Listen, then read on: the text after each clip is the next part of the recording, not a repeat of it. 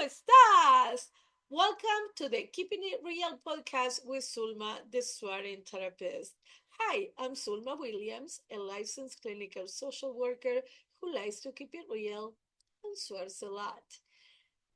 Do you have difficulties identifying your blessings sometimes?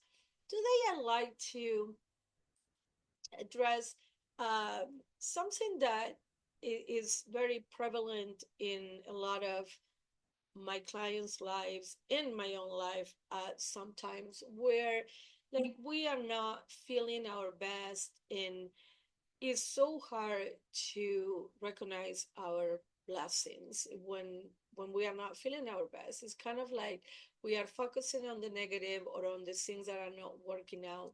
And the thing is that we are not in control of what happens in life, but we are 100% in control of how we respond to what is happening in life. There is a prior episode about reacting versus responding that I highly recommend you listen to. But getting back to what is going on and the things that I have control over. So, when we are not feeling particularly optimistic or positive, um, it's so hard to focus on our blessings. But it's so important that we do so because we have no control over the circumstances, but we have 100% control over how we respond to that. So, what I focus on, I'm 100%. I'm 100% in control of. So if I focus on the things that are not working out, on that I'm feeling depressed, that these negative thoughts keep running through my head, I'm gonna fucking discover more shit like that. But if I change the focus and I start focusing on my blessings, on the things that are going well in my life, in the positive things, it's like I'm gonna find more of that shit, right? Because like if you imagine like you have this spotlight, you are in control of that spotlight. So whatever you are uh bringing light to, literally, right? Like where are you pointing that spotlight? Is it to the negative shit and the shit that is not working, or is toward your blessings and the positive shit? Because whatever however you are managing that spotlight, that's what you're going to find more of. So if you focus on the shit that is not working out, you're going to find more shit that is not working out. But if you focus on your blessings, you're going to find more of those. So it's hard to give in to the negative thoughts when you have so many blessings to be grateful for. And I'm not talking about the new job or the new house or the new car, the big things. I'm talking about the everyday things. I'm talking about having your body, a functioning body, having limbs so that you can walk, having your arms so that you can cook and clean and write and move it when you are doing a podcast like I'm doing right now.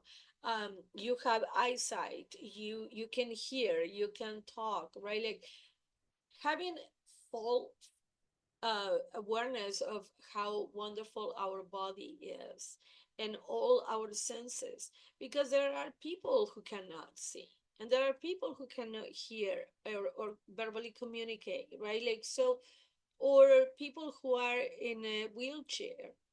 And if I'm able to fucking walk, that is a blessing because not everybody can, right? Like so if I'm healthy in general, I'm not in the hospital, I didn't wake up in the hospital, if your children are healthy, that is a blessing. We are taking all these things for granted, but they are not. There are parents who are at the hospital right now because they don't know what is wrong with their kid, or worse, their kid has been diagnosed with cancer. So if your kid is healthy, that is a blessing. And while you are focusing on that, it's so hard for the negative thought to take grip in your brain, because like you are focusing on these positive things that you have. So I encourage my clients, and I'll do it myself, to have a gratitude journal. So every night before I go to bed, I write on my journal about the things that I'm grateful for: my body, my job, my home, my car, um, my food, all those things that we take for granted that not everybody has. So I don't want to lose sight of that, because usually what happens is that we become aware and grateful of those things when we realize when we lose them, basically, right? Like, so it's kind of like, don't wait until your car is total in an accident to be grateful for your car. Why not be grateful for your vehicle, even if it's not your dream car? Who the fuck cares? Does it take you from point A to point B, right? You have a job. It might not be the perfect job, but is it paying the bills? Like I always say, we don't have to work. We don't have to do anything. We only have to pay taxes and die, and the first one is optional. So, but like first of all, I don't have a job. I love what I do, so I don't consider that I'm working. But when you have a job, I always say I love to take a shit in a toilet. So that's why I'm having a job, and I had a job in the past, because I don't want to be homeless, right? Like, so I don't have to work really. But if I want the convenience of taking a shit on a toilet and taking a shower, I will pay for that. And in order to pay for that, I'm gonna have a job, right? Like, so we are making choices all the time. I if you want your dream car, but that's not what you have right now, be grateful for the car that is taking you from point A to point B, so that you can continue working toward your goal. We don't have to disregard or destroy what we have in order to build something new. You can love your vehicle right now and be appreciative and grateful for it, and continue to work toward your dream car. You can, like, when I started school, I was 42 and I was working in accounting, and I continued to work in accounting until I graduated, right? Like, it wasn't like, oh no, I'm going to school, I want to be a social worker, so fuck accounting. No, no, no. I still had to fucking pay bills while I was in school. So I continued to work in accounting while I was building a different future for myself. So being like focusing on the things that we maybe take for granted, but they are not. Our health can be taken away at any second. Our vehicle can be destroyed in a car accident. Our home can be destroyed in a fire. Right? Like, so let's not wait for those things to happen to learn to be grateful for them. So I know I'm not trying to like bump anybody, like, but it's like, it's true. Like, we have a tendency to appreciate the shit when we lose it, right? So I'll encourage you to start looking for those blessings, and I you're going to realize that it's so hard to not be grateful for those things. And then once we connected with this um, feeling of gratitude, it is a lot easier to not engage with the negative thoughts, because there is kind of like you are the one who is in charge of your brain. It's not the other way around. So if you are vigilant about what you are focusing on, then it's going to be a lot easier to have a more um, positive outcome, if you would.